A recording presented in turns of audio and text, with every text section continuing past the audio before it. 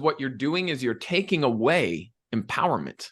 If I am the only way you're going to have success in your life because I'm your coach, then you're always going to need me. You're always going to need me in order to get where you want. And I don't think that's what we're designed to do. Stress is the inflammation that robs us of life, energy, and happiness. Our typical solutions for gut health and hormone balance have let a lot of us down. We're over-medicated and underserved. At The Less Stressed Life, we're a community of health-savvy women exploring solutions outside of our traditional Western medicine toolbox and training to raise the bar and change our stories. Each week, our hope is that you leave our sessions inspired to learn, grow, and share these stories to raise the bar in your life and home.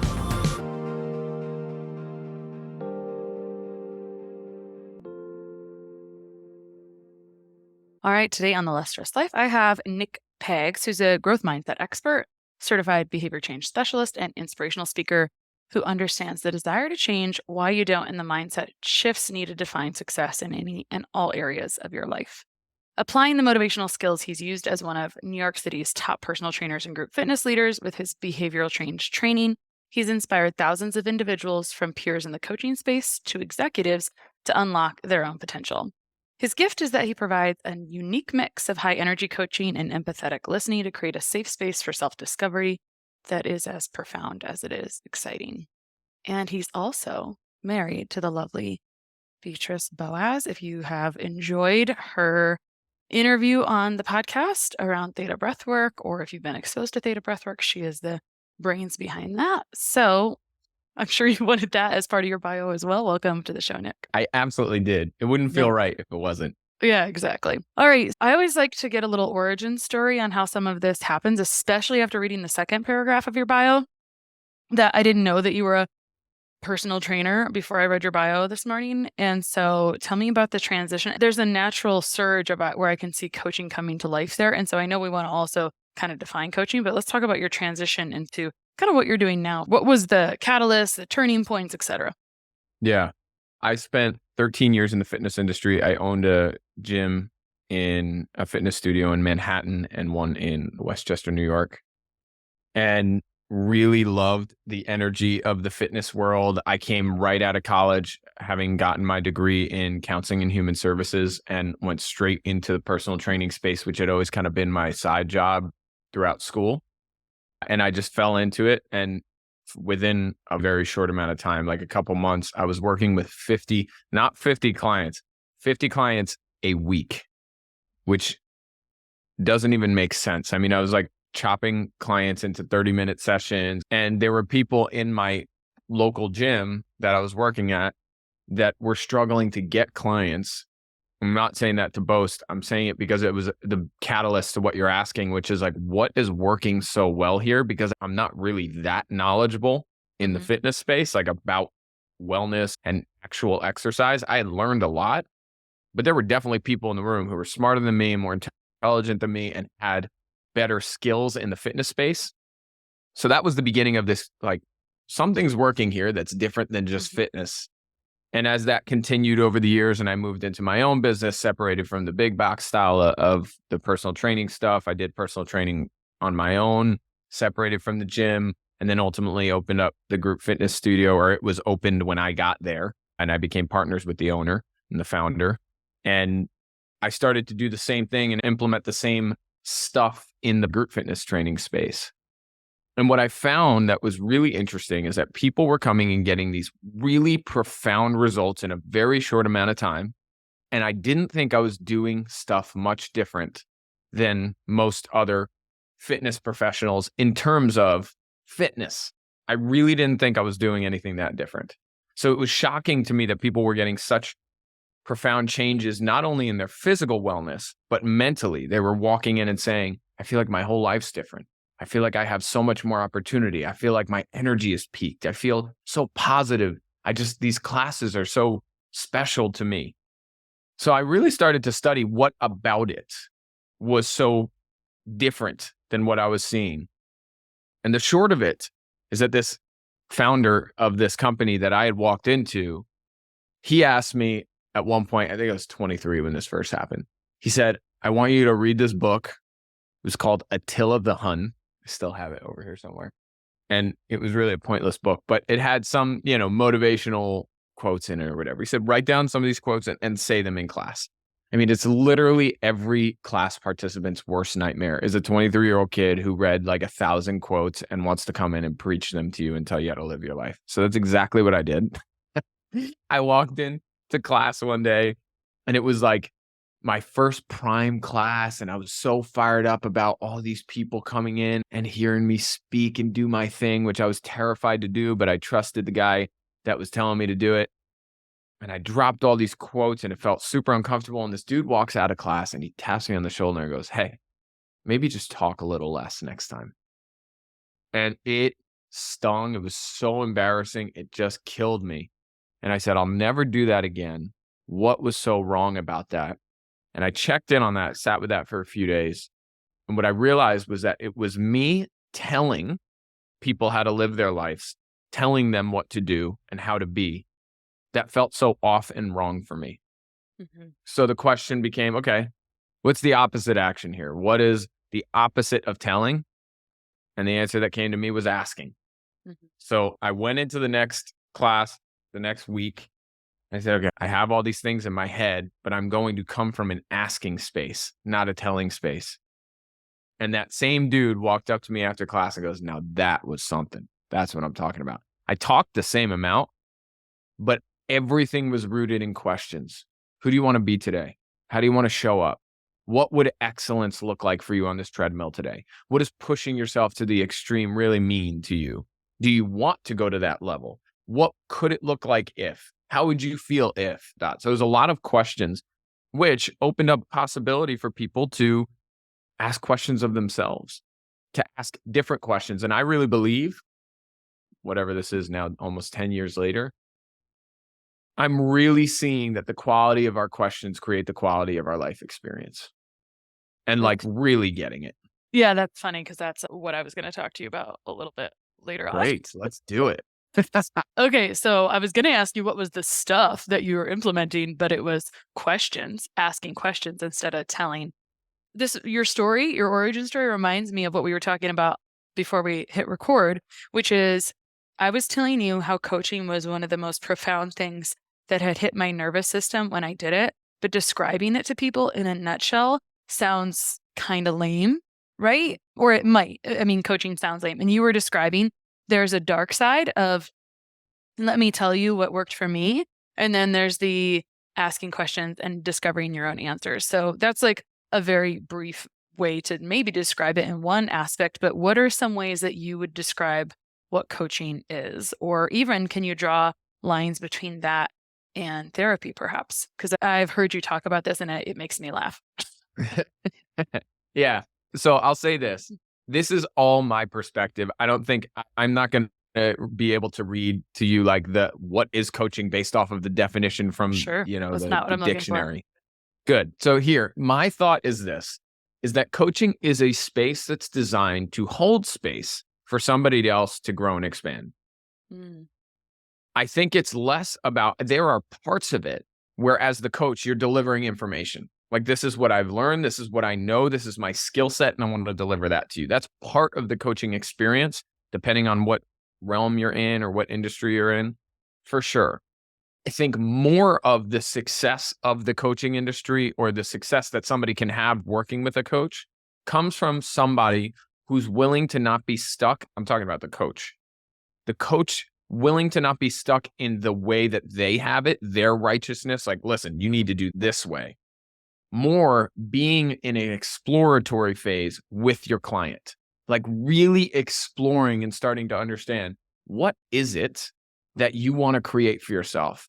What can we do, say, think, generate in order to get you there? And let's explore that. Not, I know the exact path, which I think a lot of coaches do, and they put a lot of pressure on themselves to make their clients' dreams a reality.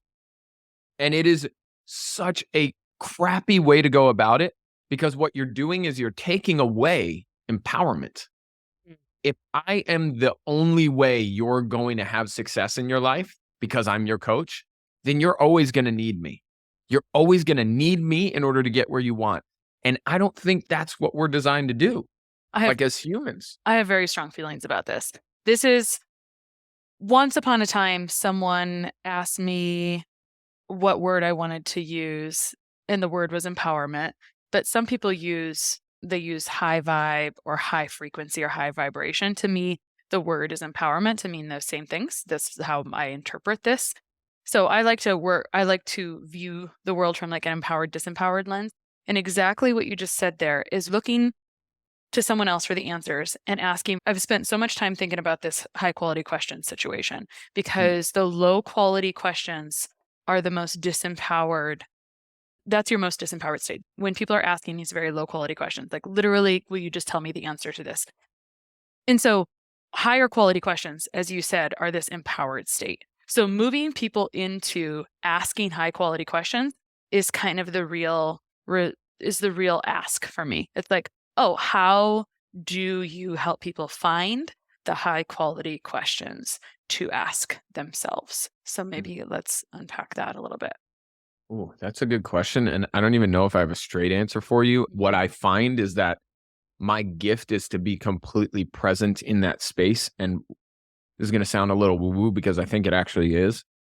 There's a certain energy that happens between two people, between a practitioner and a group, an audience and a speaker. There's a certain energy that happens when the leader or the two people involved or the group is involved and everybody's present there, letting what comes up direct the conversation. Like, I challenge you to think about this, listener. Think about a moment when you were trying to think of the next thing to say while listening to somebody and how confusing or uncomfortable that conversation actually was. Instead of when you're captivated by a conversation, you're deeply connected with somebody, you're going back and forth and just jamming and it feels so natural. I believe that coaching really is that. It's holding a space where I'm actively in this. I think I was initiated in this, A, through my parents because they're just great listeners, but B, through counseling and human service degree that I got in school. Like, they really talked about the difference between listening and active listening, being fully present and letting the conversation create the next question. Not like, oh, here's my list of questions. And whatever you say, I'm kind of listening, but really I just want to get to my next question. That's your agenda. And that's you just trying to keep yourself safe. It's really diving in when you're open and prepared to let whatever comes up come up. And then just be with that, take that pause, and then feel into, like, for me, I just feel into my gut, into my heart. And I'm like, okay, what does that question bring up for me? It's why I love doing podcasts. Like, I love to just be in curiosity with you and not know, I have no idea what I'm going to say, what we're going to talk about. One of my favorite things is when we get on a call and you're just like, all right, you ready to rock? You know, like, it's just the best feeling because we get to co-create something that never, ever existed ever before from two unique human beings that have never been created on this planet before in a time that's never happened before with completely unique perspectives because of our life experiences and our filtration systems and the way we see the world and our perspectives put together. It's creating something that has never existed. That is divine. That's true divinity in my experience of the word. Yeah. I believe that if we allow that in a coaching experience, magic comes through. Yeah. I like the word divinity. I was going with opportunity. I was like, this feels like opportunity, but it's also divinity. So that's cool. Yeah. All right. Let's continue to circle around asking high quality questions and filling that in, because I think that is, as you stated at the beginning, that's what life really is. And I would say that is the single catalyst of why I'm happy in my current business is I got asked the right high quality questions at the right time. That stopped me from going down a rabbit hole of me just creating something that I thought someone wanted, right? It was like more of a question on how do you provide the best service to someone? I actually have two high quality questions I use to define all decisions in my business. One is, what's in best service to my clients? How do I create the best possible experience? But the second filter is without burning myself out, because the first doesn't happen if the second happens, right? Yeah. So like that one, that's the contingency piece of it as a human. Back to your 50 clients a week. which like doctors see maybe 15 people a day, maybe more, right? And Yep. so I think time is always the interesting piece of like, how do you actually show up in a present state? And I think when you are really burned or pulled between lots of people, I think that takes a lot of, for me, a chronic overscheduler person. My personality is like, chronically overfilling the plate. It takes a lot of experience and failing forward to understand like, what's the limit of being really present for someone and not overdoing it. So that way you're like feeling really kind of scattered in lots of places. I'd be Yeah. curious how you handle that.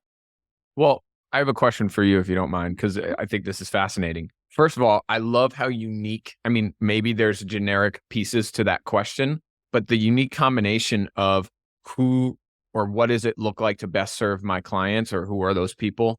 And then how do I do that without burning out is such a unique combination. Like it's an equation that fits perfectly for you and where you were at when you were starting your business. I think that's the beauty of these questions, is that somebody could hear those questions and be like, that's not that high quality. Like it just sounds like a basic question.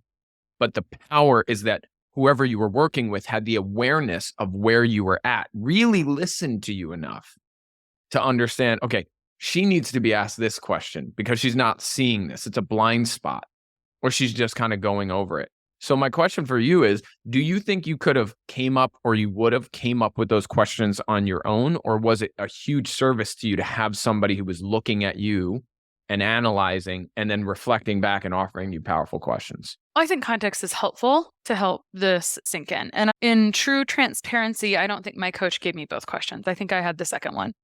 Okay, so what the situation was is I was already in business for a long time and experiencing the thing that happens when you're in one-on-one care where it's like, I love doing this, but I am also really teetering on burnout, right? It would be a weakness to say that I was dealing with burnout.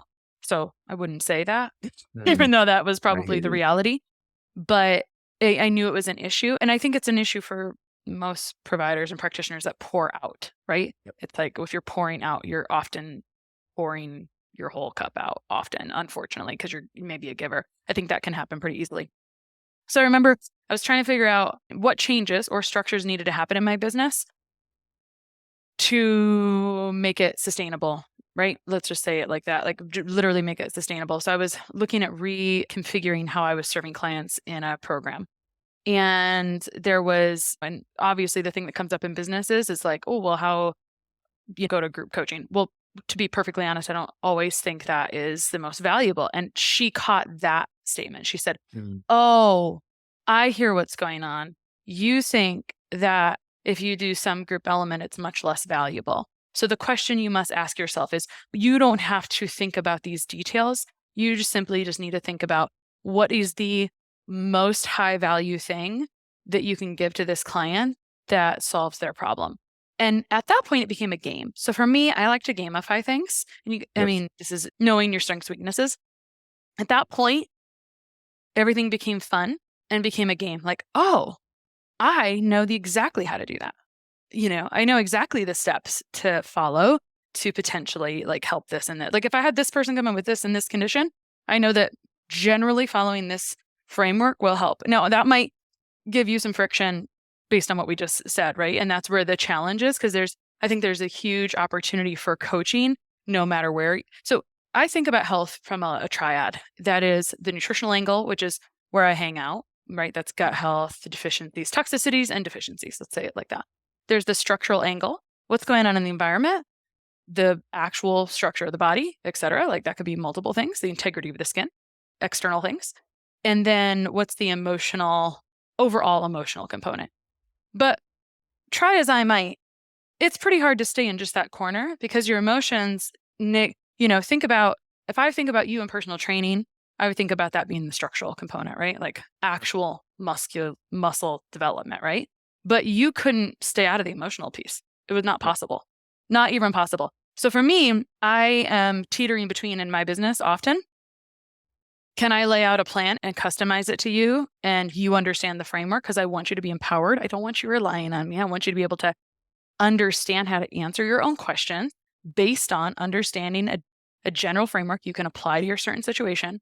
But then the challenge is when there's some kind of emotional hang up, right? Of like self-sabotage of sorts, right? That's really what it boils down to. And so I got kind of far from your question, but it was essentially a game on how do you create the best possible outcome for your client? Cool. Let me just map that out. And then I added on the but not burning. Because, and this came up when I was doing breathwork certification with Bia. There was a guest speaker, a business speaker in the program. And she said, I always ask people, feedback on how to change. Absolutely. Wonderful. Like that's how you improve things. The reality is a lot of people want you to be their only provider. Like, it's being a wedding photographer. Every bride wants you to make her feel like she's your only client. Yes. And so that's a true reality. Anytime you work with one-on-one, it's just the human nature of it. And so I had to come up with that second lens, and I don't exactly know where it came from, but it's like, because it would be very easy for a lot of people to mistakenly say that the best way to serve my client is to give them as much, to see them constantly. I mean, I can access every person every week if they want to be accessed, right? If they want to ask questions or have coaching. But the reality is that's actually a pretty disempowering place, because then you don't get the opportunity to answer any of your own questions as well. Anyway. I love that. Great story. I think it's really important because, again, it's giving context to the power of the questioning and the importance of the space that was created for you to not only hear the first question, but bring up, okay, because I was asked that question, I also need to add the what's burning me out, or what does it look like to not burn out? So I think it's really powerful. Well, and I think the other thing that helped through that was kind of going through core values and identifying mission, which I think has to happen in business. Otherwise, you get a little convoluted and just the mess of like, oh, this isn't like, I think we're all looking for a lot more purpose in life, right? The emotional piece. And so understanding what the mission, the purpose, and our mission is that everyone deserves a less stressed life. And so it's like totally in misalignment with what I'm called to do in the world if I'm burned out. Like, I mean, no one's a good practitioner if they're burned out, to be honest, right? Of course. So that's always a challenge of any clinician trying to support other people, is like everyone's actually just a human at the bottom. So Absolutely. On the note of being human, as we continue to circle around, how do you continue to ask high quality questions? I want to talk about a problem that is really challenging for me in practice, which is unrealized stress. High performers very commonly view certain words as the opposite of a badge of honor, right? As a weakness. You heard me say like, oh, probably couldn't have said I was burned out. It looked real weak. And I would imagine if you're working with high performers, you see this sometimes. And you probably don't, for me, I'm looking at the downstream physiological effects of stress. And so having people have self-awareness is really important to me. But sometimes people are like, well, I know they're stressed, but I don't see any way around it. So I'd love to talk a little bit about your feelings about this, about unrealized stress, about helping people see. I think the real question is helping people see when they're kind of like the bottleneck or self-sabotage, which is kind of, I think, one of your fortes, right? Like, how do you help someone wake up to the stuff that they know? Yeah. I just recently, it took 6 years to put together a website. I mean, it took 3 minutes actually and 24 hours to put the thing up, but 6 years of like avoiding it and not doing it. And recently, after I sat and I was just kind of connecting with myself and looking for some awareness of like why I was asked to put together a website for an event. And this idea came up that really helped me clarify what it is I do for people that I think applies to what you're talking about here. And this sentence came to me, which said, I help people get off their own mental merry-go-round and wake them up to the possibility that lives in every breath through profound connection and conversation. And I was like, oh, okay. I've been waiting for this, like, what the hell do I do statement for quite some time. And that really registered with me because I think what has to happen for people is there needs to be a true paradigm shift if they want it. And the more that I work with high performers are a byproduct. I mean, this is a history conversation because when I look at my parents and the group after that, there's a reason why each generation is the way they are. And of course, there's outliers, but my grandma died recently, 2 years ago, a little less. I remember. And yeah. And my mom, it was my mom's mom. My mom did part of the eulogy. And she said in that eulogy that the thing that she admires most that my grandma taught my mom was to work hard, to just buckle down and work hard. Now, my grandma and my grandpa on my mom's side were just hard workers. My grandpa was in the Marines. My grandma was a trailblazer woman. It worked in IBM for years, absolutely killed it, built one of the first community theater programs in New York, like just really powerful, kick-ass woman. And she worked really hard. And she taught my mom that. And it's interesting to watch the beauty that comes from hard work sometimes and the danger that it creates for most people. And that people have received from parents, work hard, you get success. That is just simply not a true statement all the time. Like, ask the question. This is one of the most powerful questions you can ever ask. This is very similar to Byron Katie's The Work. She asked the question, is it true? Just ask that question. Now, when I say, is it true? I'm not talking about like, do you think it's true? I'm asking fact versus your thoughts on what you think is true. A fact is a non-negotiable, like it's proven. This isn't kind of maybe sort of subjective thing. This is like objective realities. And when you start to realize how many of your quote unquote truths are just stories or things you've told yourself, like money doesn't grow on trees, like hard work makes you money. Like the story that I often tell, and I get a lot of backlash for this and I get why, but like the same cleaning people, my parents hired a cleaning service with this company when we were like 6. And they were amazing, still are, same company. They've never even asked for more. They don't get paid more other than the inflation that has gone up in those last, 25 years than they did on day one. And they work the same effort in the same house. Just because you work harder doesn't mean you get more results. It can mean, it's possible that it can mean, but it doesn't always mean. It's not a fact. It's a possibility. So what I invite people to, specifically high performers, is that potentially the way in which, and this is super triggering for a high performer, by the way, so I'm open to all the backlash with it because all I want to do is open space for a new perspective. My offering is that maybe, even though your whole life has been defined by harder work or more effort or less sleep or more grind, that was a taught system that you embraced from a very young age. That's school taught us. Same with failure. Why are we all so shitty at failing and not getting up and just trying again? Well, because at some point in school, when you got an F, what happened? You got in trouble.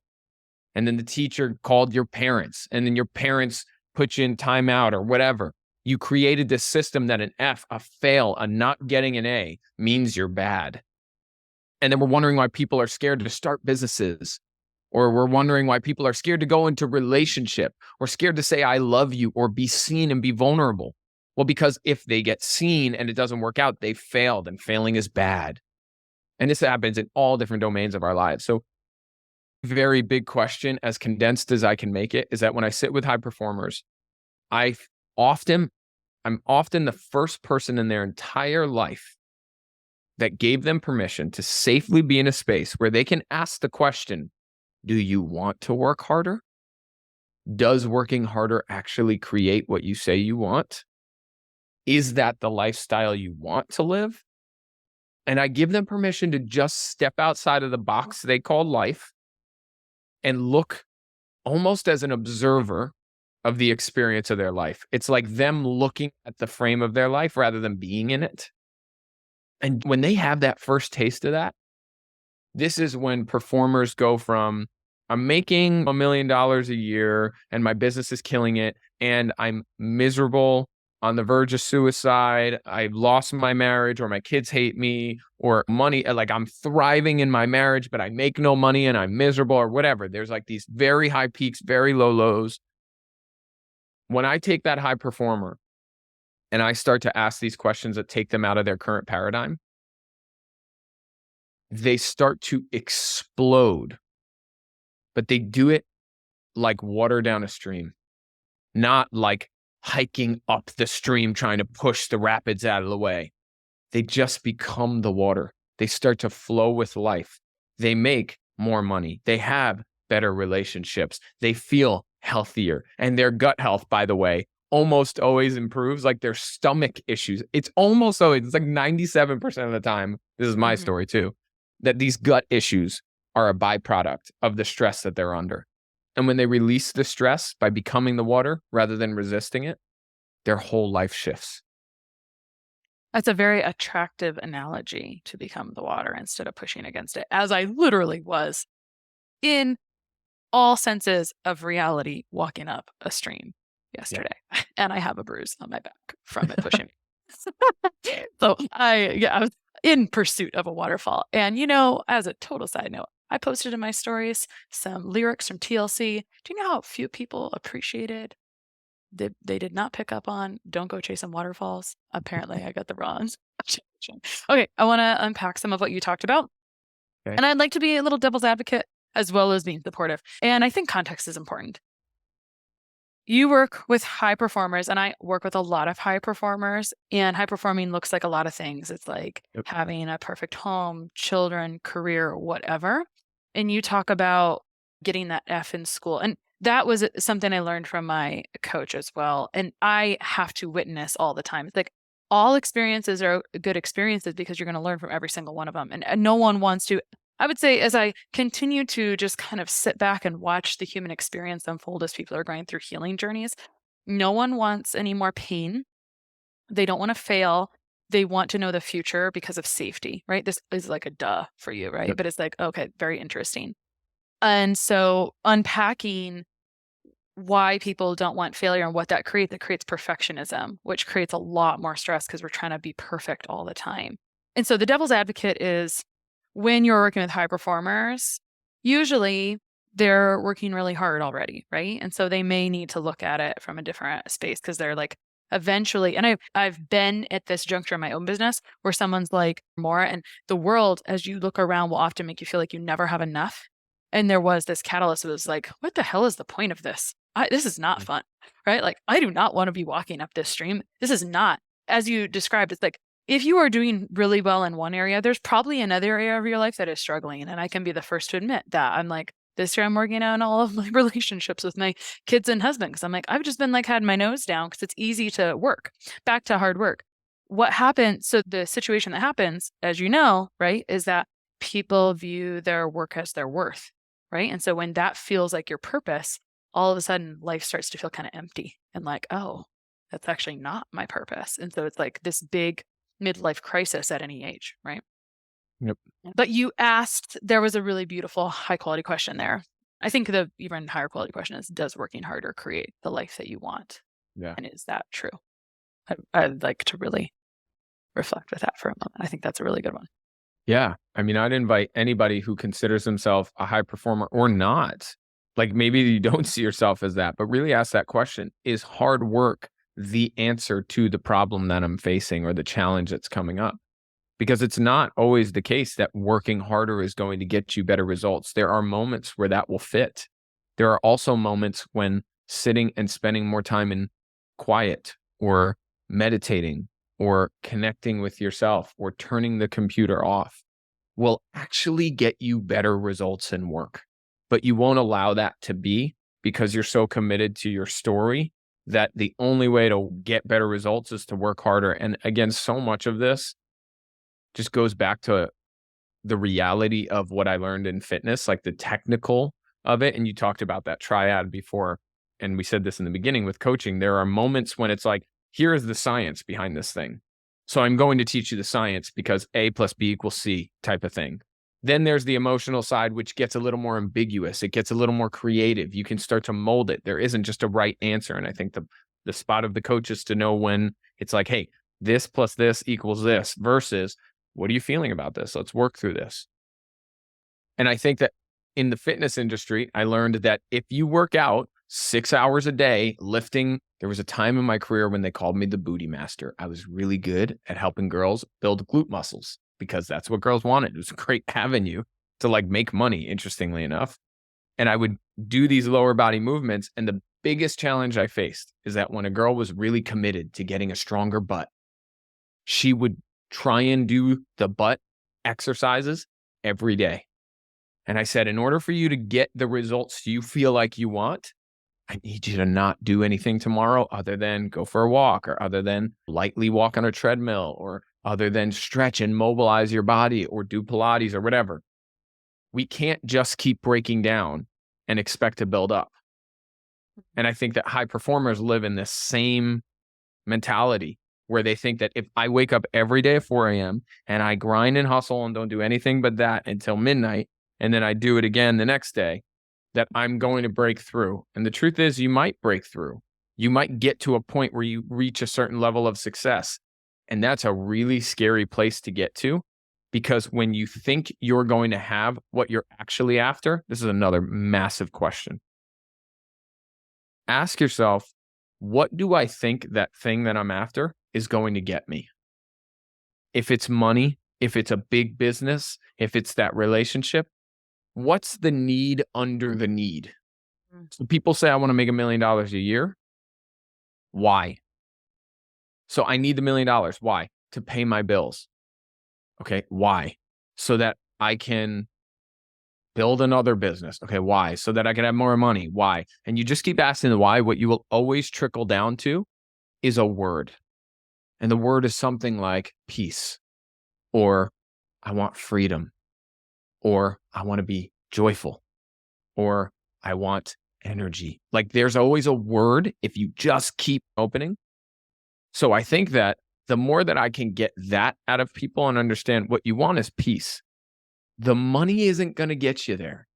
And the scariest thing in the world is the Robin Williams of the world, who think that making enough people laugh will make him feel a certain sense of peace or freedom or fulfillment or joy. And he gets there making the entire world laugh nonstop. And he realizes that never gave him what he actually was looking for. He thought he was going to travel through the journey of all this stuff, open that final door, and it wasn't in there. It was at the first door the whole time.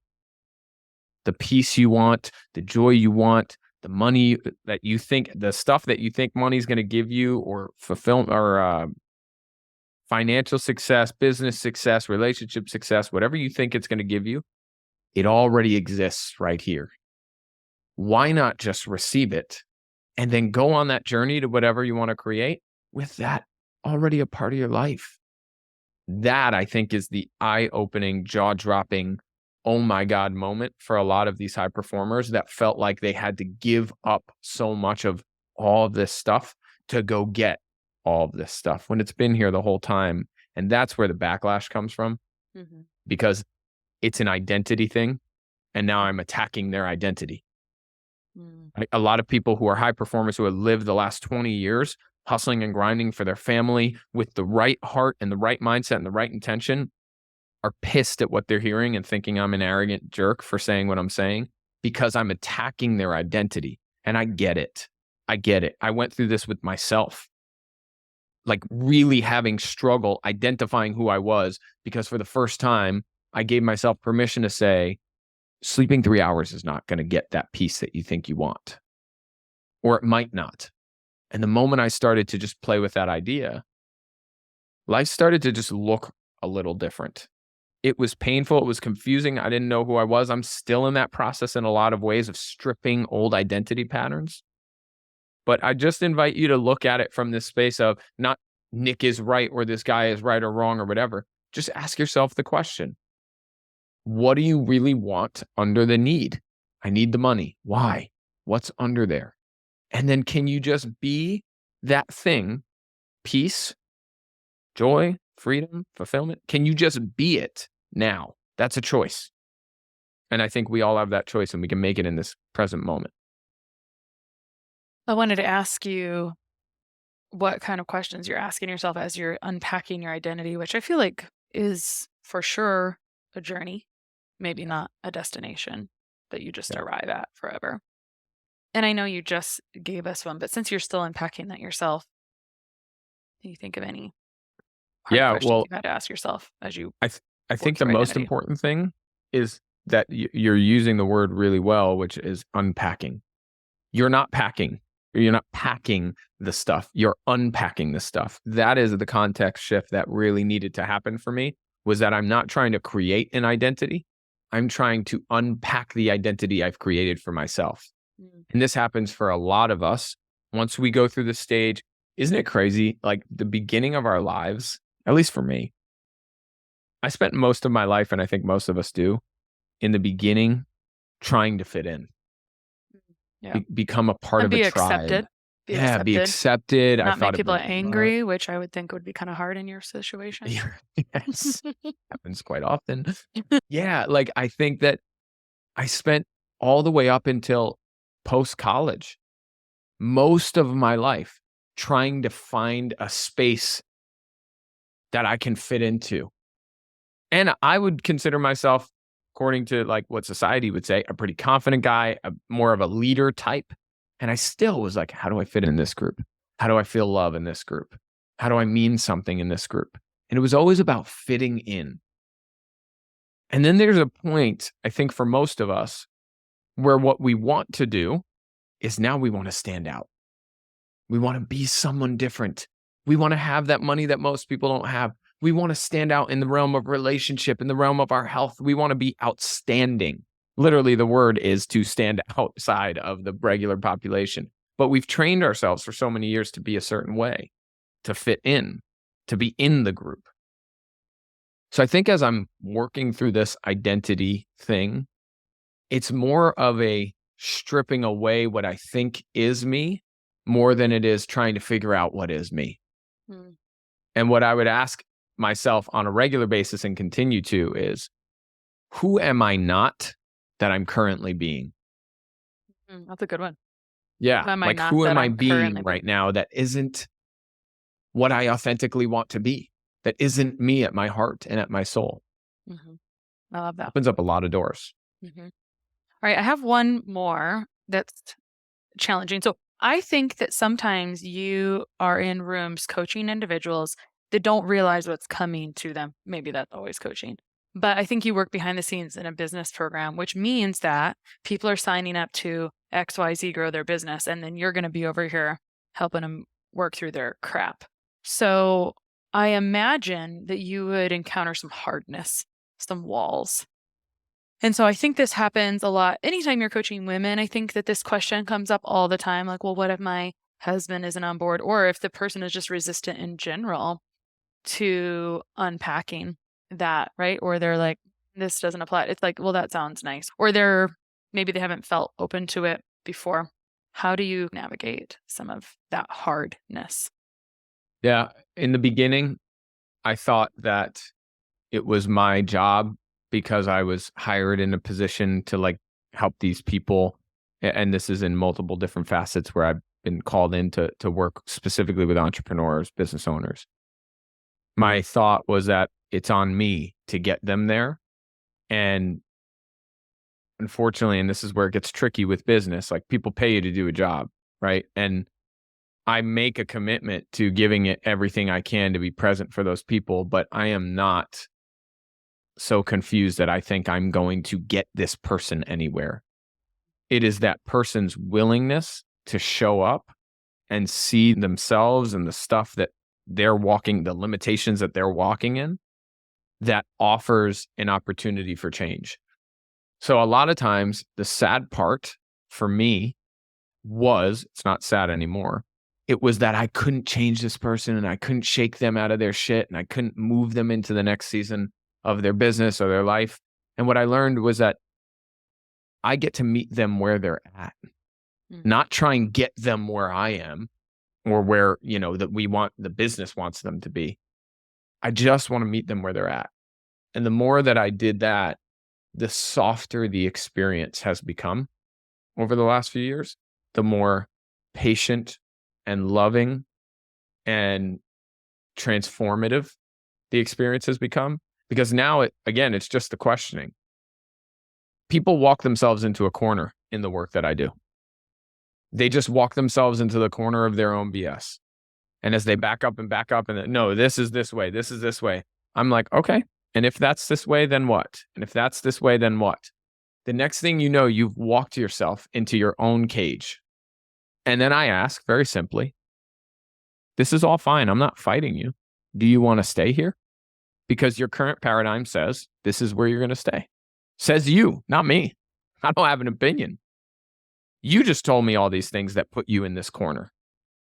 Do you want to keep that? Or are you willing to see something different? And this is not where I start dropping knowledge because I don't have any knowledge for them. This is where I start asking a question and say, are you open to seeing this differently?